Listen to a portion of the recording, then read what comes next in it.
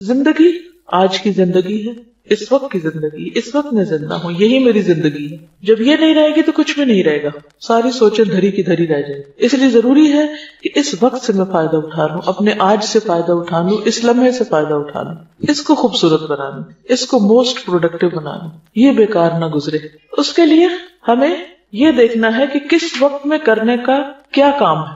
سب سے پہلے ہمیں اگر اپنا ٹائم ٹیبل بنانا ہے ڈیلی، مثلا ایک دن کی پلاننگ کرنی ہے، تو سب سے فرسٹ اینڈ فورموسٹ ہمیں یہ دیکھنا ہوگا کہ فرائض کیا ہیں ہمارے، ان کو فل کر لیں. مثلا نمازیں سب سے پہلا فرض ہے.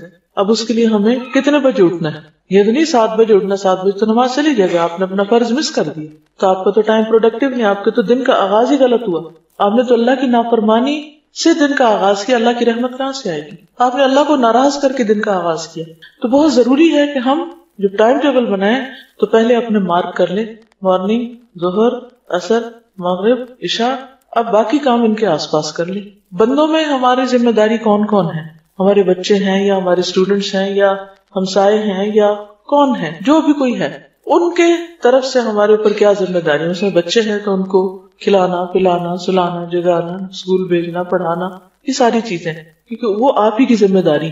کلکم راعٍ وکلکم مسئول عن رعیتہ، ہر شخص نگران ہے، ہر شخص ذمہ دار ہے، ہر ایک سے اس کی رعایا کے بارے میں پوچھا جائے گا. ان کو میں نے کیا کیا کہاں کہاں ٹائم دینا. اگر ماں باپ آپ کی ذمہ داری ہے تو ان کے بارے میں سوچ لیجیے. پھر اس طرح شوہر ہے، شوہر کے لیے بیوی ہے، اس بیوی بچوں کے لیے کمانا، کھلانا، پلانا، یہ ساری چیزیں، یہ سارے ملا جلا کے ہمارے روزمرہ کے ٹاسک کی ایک لمبی لسٹ بن جاتی ہے.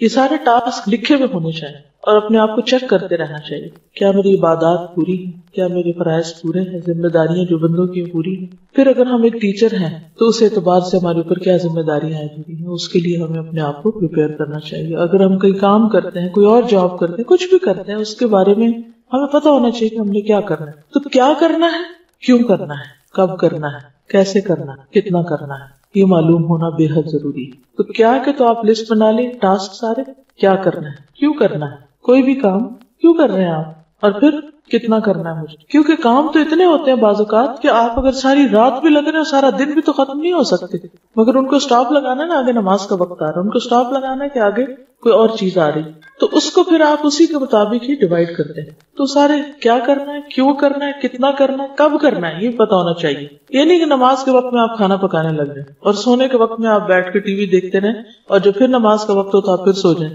یہ نہیں ہو سکتا. یہ پھر آپ نے آج کا دن ضائع کر دیا اس کی تقسیم غلط کر کے اوقات.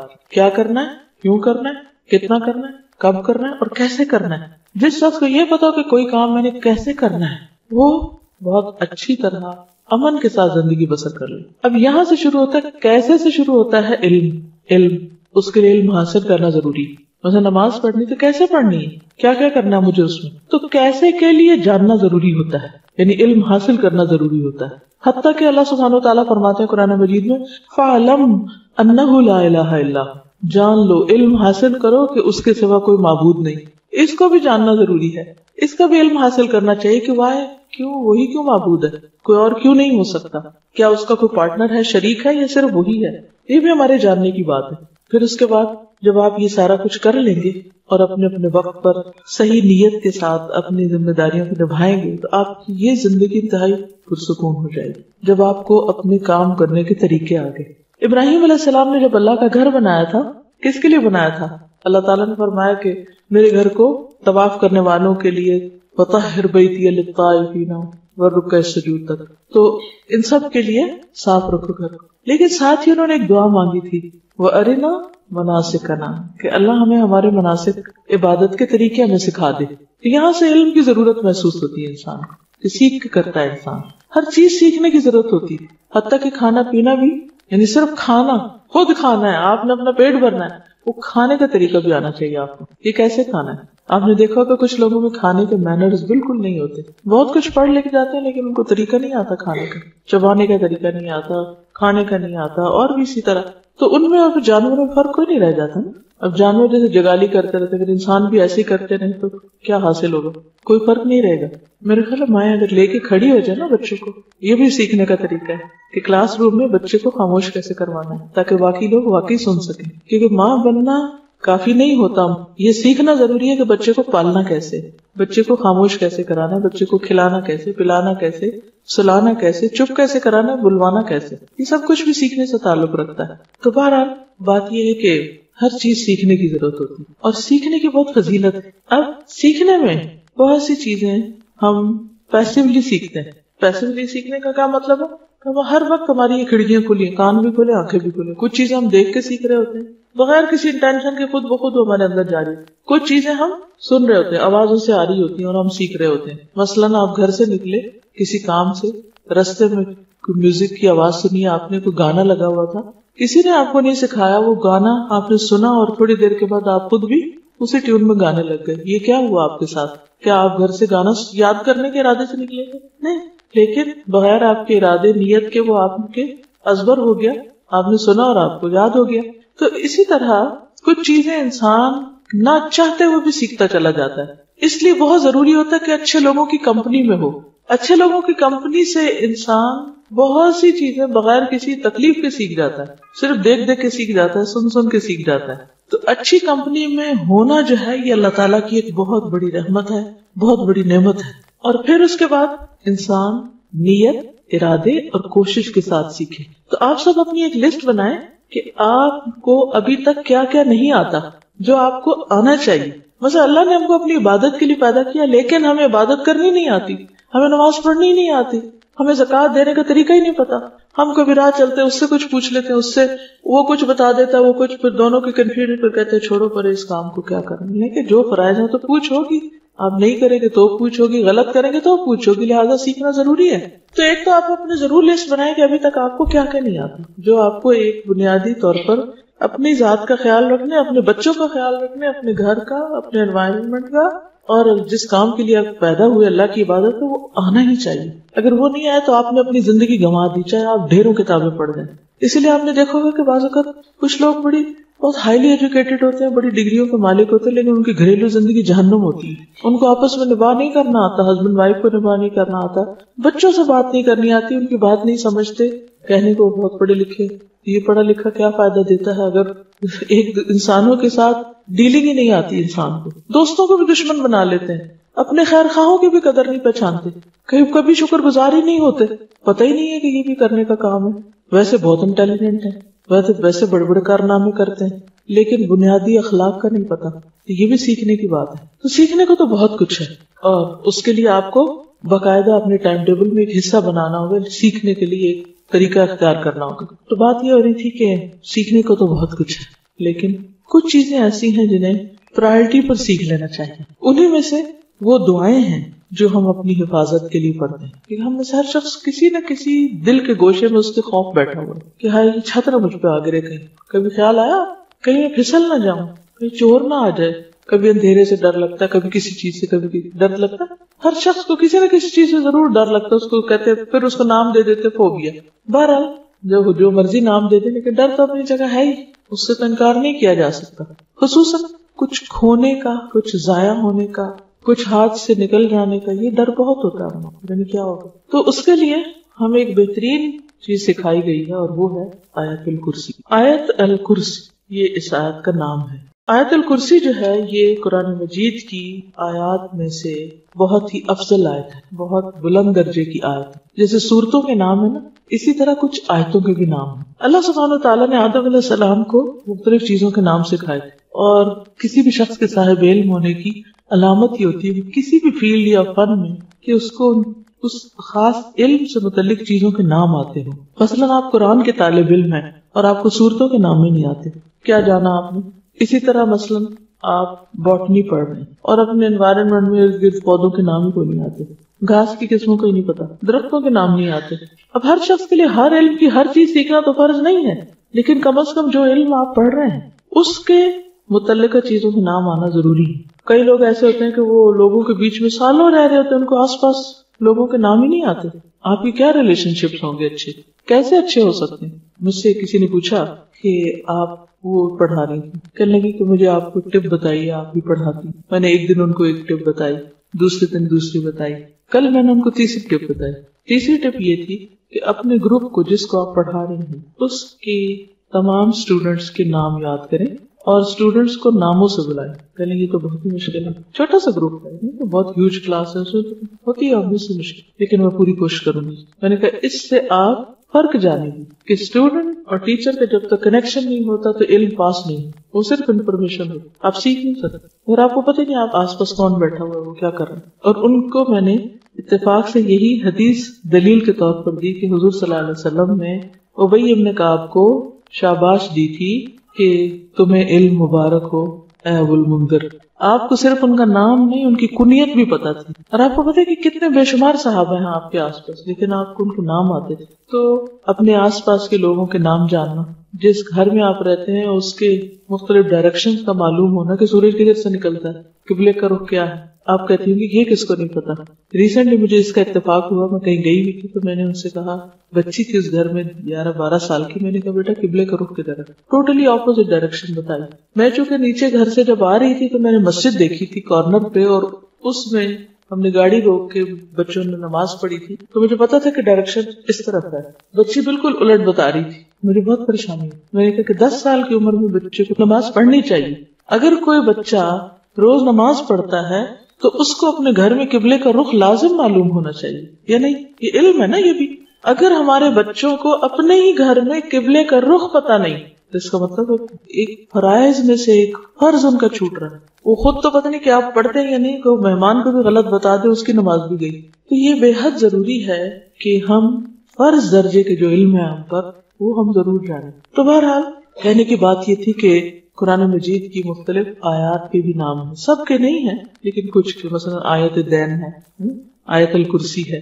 تو آیت الکرسی وہ آیت ہے جس میں کرسی کا لفظ آتا ہے, اور یہ قرآن مجید کی سب سے اعلیٰ اور افضل آیت ہے. اس کے بارے میں آتا ہے کہ حضرت ابی ابن کعب کہتے ہیں, یہ ایک عالم صحابی تھے, اہل کتاب کے علماء میں سے تھے, اسلام لے آئے اور کاتب وحی بھی تھے. وہ کہتے ہیں کہ رسول اللہ صلی اللہ علیہ وسلم نے فرمایا, اے ابو المنذر, کیا تجھے معلوم ہے کہ کتاب اللہ میں سے تمہارے پاس کون سی آیت سب سے افضل ہے؟ میں نے عرض کیا, اللہ اور اس کا رسول ہی بہتر جانتے ہیں. آپ نے فرمایا, اے ابو المنذر, کیا تجھے معلوم ہے کتاب اللہ میں سے تمہارے پاس کون سی آیت سب سے افضل ہے؟ دوبارہ پوچھا. میں نے عرض کیا, اللہ لا الہ الا هو الحی القیوم, یعنی آیت الکرسی. آپ نے میرے سینے پر ہاتھ پھیرا شاباش دینے کے لیے اور فرمایا, ابو المنذر, تمہیں علم مبارک ہو, یعنی تم جانتے ہیں. اس ایک حدیث کے اندر بہت کچھ ہے سیکھنے کے لیے. مثلا سب سے پہلے تو نبی صلی اللہ علیہ وسلم کا طریقہ تعلیم معلوم ہوتا ہے کہ آپ نے اپنے صحابی کو سوال کیا, یہ نہیں کہا کہ میں تمہیں بتاتا ہوں. ہمیں تو کوئی بات پتا ہو تو ہم کیا کہتے ہیں, ادھر میں تمہیں بتاؤں. لیکن آپ نے پوچھا. کیوں پوچھا؟ کہ اگر انہیں پہلے سے معلوم ہے تو اس سے کیا ہو. سوال کرنے سے ایک تو ایک انٹریکشن ہوتی ہے, دوسرے کو اہمیت بھی دی جاتی ہے, اس سے ایک تعلق پیدا ہو جاتا ہے. اور پھر اس کے بعد یہ ہے کہ صحابی کے پارٹ پر یہ بات پتہ چلتی ہے کہ صحابی جو ہیں وہ کہتے ہیں کہ اللہ اور اس کا رسول بہتر جانتے ہیں, حالانکہ پتہ ہے ان کو, لیکن پھر بھی کیا کہتے ہیں, اللہ اور اس کا رسول بہتر جانتے ہیں. کیوں؟ تاکہ اگر میرے علم سے زیادہ وہاں ہے تو پہلے مجھے وہ مل جائے. میں اگر ایک بات بتا دوں گا جو مجھے پتا تو ہو سکتا ہے کہ مجھے اگلی چیز نہ پتا. لیکن حضور صلی اللہ علیہ وسلم بھی محسوس کر رہے ہیں کہ ان کو معلوم ہے, شاید یہ جھجک رہے ہیں یا عجز کا مظاہرہ کر رہے ہیں. آپ دوبارہ پوچھتے ہیں اور اسی ٹون میں پوچھتے ہیں, اے ابو المنذر, کیا تمہیں معلوم ہے کہ کتاب اللہ میں سے سب سے افضل آیت کون سی ہے؟ تو پھر اس پر وہ جواب دیتے ہیں, میں نے عرض کیا, اللہ لا الہ الا هو الحی القیوم. پھر آپ سینے پہ ہاتھ پھیرتے ہیں, اس طرح تھپکی دیتے ہیں. اس کا مطلب ہے کہ وہ قریب بیٹھے ہوئے ہیں, ریچ میں ہیں آپ کی. ہو سکتا ہے دور بھی ہو تو بلا کے شاباش دی.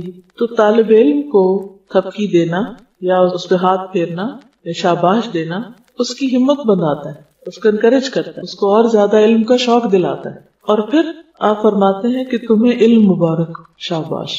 آپ خوش ہو جاتے ہیں اور دعا دیتے ہیں. اچھا, ہم عام طور پر کسی کو کوئی بات پتا ہو یا کسی کو معلوم ہو تو اس پر اس کی تعریف نہیں کرتے یا اس کی ہمت نہیں بندھاتے, جبکہ استاد کا فرض بنتا ہے کہ اچھا جواب آنے پر, درست جواب آنے پر ضرور کچھ نہ کچھ دعا دے, مثلا بارک اللہ فیکم, شاباش, کوئی بھی اچھا ورڈ, گڈ اسٹروک دے. تو اس حدیث سے پتہ چلتا ہے کہ آیت الکرسی جو ہے یہ سب سے اعلیٰ اور افضل آیت ہے. پھر اسی طرح ایک اور حدیث ہے, حضرت ابن اسقا کہتے ہیں رسول اللہ صلی اللہ علیہ وسلم صفہ میں تشریف لائے. صفہ کیا تھا؟ وہ چبوترا جس پر صحابہ بیٹھ کر پڑھا کرتے تھے, وہیں رہتے تھے, وہیں پڑھتے تھے. تو ایک آدمی نے آپ سے سوال کیا, یا رسول اللہ سب سے زیادہ عظمت والی آیت کون سی ہے؟ آپ نے فرمایا اللہ لا الہ الا هو الحی القیوم, یعنی پوری آیت الکرسی. تو اس سے بھی بات مزید واضح ہو جاتی ہے, اس کو تقویت ملتی ہے کہ یہی آیت سب سے افضل ہے. اب اس آیت کو ایک طرف تو سب سے افضل کہا گیا اور دوسری طرف اس آیت کو حفاظت کا ذریعہ بتایا گیا.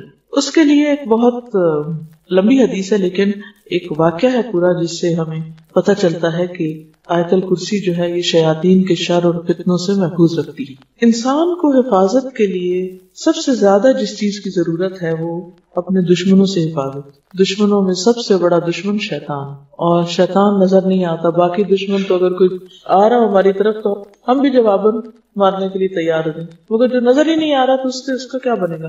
جو نظر نہیں آ رہا اس سے کیسے بچیں گے؟ ہم بچ سکتے, ہم اس کا مقابلہ کر سکتے, پکڑ سکتے ہیں, کیا ماریں گے اس کو؟ مجھے یاد ہے وہ چھوٹی سی تھی تو میرے والدین جب کہتے تھے کہ وہ شیطان آ گیا تو ہم کہتے تھے کدھر ہے, میں ڈنڈا اٹھا لیتی, کدھر ہے میں اس کو ماروں گی. لیکن ڈنڈے سے تو نہیں مار سکتے شیطان کو آپ. ہاں آیت الکرسی پڑھیں تو اس پہ ڈنڈا ضرور پڑے گا, لیکن اگر آیت الکرسی ٹھیک ہی نہیں آتی آپ کو تو اس کو کیا اثر ہوگا؟ تو صحیح تلفظ بھی آنا چاہیے اور اس کو پڑھنا بھی چاہیے اور اس کا معنی بھی جاننا چاہیے اور اس کی فضیلت بھی معلوم ہونی چاہیے. اور یہ وہ علم ہے جس پر آپ صلی اللہ علیہ وسلم نے شاباش دی تھی. تو اگر آپ کو بھی یہ پتہ چل جائے گا تو وہ شاباش صرف ان کے لیے نہیں پر آپ سب کے لیے بھی. بہرحال حدیث ہے, حضرت ابو ہریرہ سے روایت ہے, مجھے رسول اللہ صلی اللہ علیہ وسلم نے صدقہ فطر کی حفاظت کے لیے محافظ مقرر کیا, گارڈ بنایا. اس دوران میں ایک شخص آیا اور اس نے غلہ سے لپیں بھر بھر کر نکالنی شروع کر دی, یعنی وہاں سے نکالنا شروع کر دیا. میں نے اسے پکڑ لیا اور کہا میں تجھے ہر صورت میں رسول اللہ صلی اللہ علیہ وسلم کے پاس لے جاؤں گا, تم چور ہو. وہ کہنے لگا میں محتاج آدمی ہوں, بال بچے دار ہوں, سخت ضرورت مند ہوں, لہٰذا معاف کر دو. چنانچہ میں نے اسے چھوڑ دیا. صبح ہوئی تو رسول اللہ صلی اللہ علیہ وسلم نے دریافت فرمایا ابو ہریرہ گزشتہ رات تمہارے قیدی کا کیا بنا؟ کیونکہ آپ کو وحی کے ذریعے خبر ہو چکی تھی. میں نے عرض کیا یا رسول اللہ صلی اللہ علیہ وسلم اس نے اپنی شدید حاجت کا اظہار کیا, بال بچوں کا شکوہ کیا, میں نے اس پر رحم کیا, اسے چھوڑ دیا. آپ نے فرمایا خبردار رہنا, اس نے جھوٹ بولا, وہ پھر آئے گا. مجھے آپ کے فرمان کی وجہ سے یقین تھا کہ وہ ضرور آئے گا, لہٰذا میں گھات میں بیٹھ گیا, کب آتا ہے, اور چوکنا ہو گیا. وہ آیا اور غلے میں سے پھر لپیں بھرنے لگا. میں نے پکڑ لیا, میں نے کہا اب تو میں تمہیں ضرور حضور صلی اللہ علیہ وسلم کی خدمت میں لے جاؤں گا. اس نے کہا مجھے چھوڑ دو, میں غریب ہوں, عیالدار ہوں, آئندہ نہیں آؤں گا. میں نے رحم کھاتے اسے پھر چھوڑ دیا. صبح ہوئی تو رسول اللہ صلی اللہ علیہ وسلم نے دریافت فرمایا اے ابو ہریرہ تمہارے قیدی نے کیا کیا؟ میں نے عرض کیا یا رسول اللہ صلی اللہ علیہ وسلم اس نے اپنی شدید ضرورت کا شکوہ کیا, عیالداری یعنی اپنی غربت کا واسطہ دیا, مجھے رحم آ گیا, لہٰذا میں نے اسے پھر چھوڑ دیا. آپ نے فرمایا خبردار رہنا, اس نے تجھ سے جھوٹ بولا ہے, وہ پھر آئے گا. چنانچہ میں تیسری بار اس کی گھات میں بیٹھ گیا, وہ آیا اور پھر غلہ کے لب بھرنے لگا, میں نے اسے پکڑ لیا. یہ تیسری بار ہے, اب میں تمہیں ضرور حضور صلی اللہ علیہ وسلم کے پاس لے جاؤں گا. ہر بار تو وعدہ کرتا نہیں آؤں گا لیکن پھر آ جاتا. اس نے کہا اچھا میں تمہیں ایسے کلمات بتاتا ہوں جن سے اللہ تجھے فائدہ دے گا, لیکن اس کے بدلے مجھے چھوڑ دو. یعنی اسے ہوا نا کہ اب تمہیں پکڑا گیا تو کچھ دے کے چھوٹنا پڑے گا. میں نے پوچھا وہ کیا کلمات ہیں, کون سا کلام ہے, کون سا وظیفہ ہے کہ جسے پڑھ کے میں اپنے چور سے بچ سکتا ہوں, یعنی چور واپس نہ آئے. اس نے کہا جب تو رات سونے کے لیے اپنے بستر پہ آئے تو آیت الکرسی پڑھ لیا کر. ایک فرشتہ ساری رات تیری حفاظت کرے گا, ساری رات فرشتہ تیری حفاظت کرے گا, صبح تک شیطان تیرے پاس نہیں آئے گا. یہ سن کر میں نے اسے پھر چھوڑ دیا. صبح ہوئی تو رسول اللہ صلی اللہ علیہ وسلم نے دریافت کیا ابو ہریرہ کل رات تیرے قیدی نے کیا کیا؟ میں نے عرض کیا یا رسول اللہ اس نے کہا میں تجھے ایسے کلمات سکھاتا ہوں جن سے اللہ تجھے نفع پہنچائے گا. چنانچہ اس کے بتانے پر میں نے اسے چھوڑ دیا. آپ نے دریافت کیا وہ کیا کلمات ہیں؟ میں نے عرض کیا. اس نے بتایا کہ جب تو رات اپنے بستر پر آئے تو اول سے آخر تک آیت الکرسی پڑھ لے. اللہ کی طرف سے ایک فرشتہ رات بھر تیری حفاظت کرے گا اور شیطان تمہارے قریب نہ آئے گا. صحابہ کرام چونکہ خیر و بھلائی کے زیادہ حریص تھے اس لیے آپ نے حضرت ابو ہریرہ کو کچھ نہیں کہا بلکہ فرمایا ہاں اس نے تجھ سے سچی بات کہی لیکن وہ خود جھوٹا ہے. تجھے معلوم ہے 3 راتوں سے تمہارے پاس کون آ رہا تھا؟ حضرت ابو ہریرہ نے عرض کیا نہیں. آپ نے فرمایا وہ شیطان تھا. یہ صحیح بخاری کی روایت ہے. تو اس حدیث سے کیا پتہ چلتا ہے؟ ساری رات تمہاری حفاظت کرے گا ایک فرشتہ, اللہ بھیج دے گا, شیطان تمہارے پاس نہیں آئے گا, پھر وہ ڈرائے گا نہیں, پھر صبح کی نماز میں اٹھنے میں آسانی ہو جائے گی, بہت سارے فائدے ہیں اس کے. اور اگر ہم فوت ہو گئے رات کو، کیونکہ رات کو فوت بھی ہو سکتا ہے انسان، کئی لوگوں کو آپ نے سنا ہوگا کہ وہ رات سوئے تو اٹھے نہیں، تو کم از کم فرشتے ہمارے آس پاس میں، شیطان تو نہ ہوں.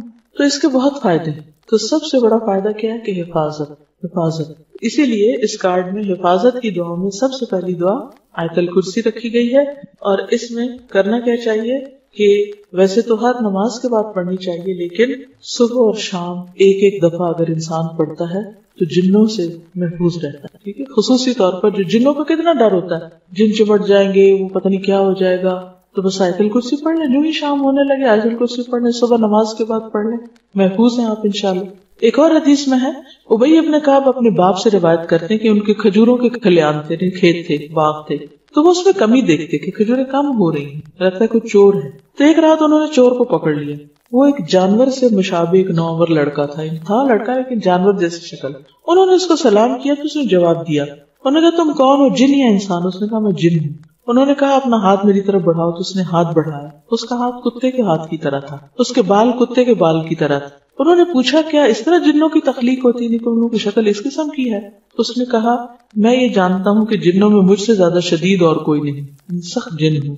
انہوں نے کہا تم میرے پاس کیوں آئے ہو؟ اس نے کہا مجھے خبر ملی ہے کہ تم صدقہ کرنا بہت پسند کرتے ہو، تو میں تمہارے کھانے میں سے اپنا حصہ لینے آیا، یعنی تمہارے کھیت میں سے اپنے لیے کچھ نکالنے آیا.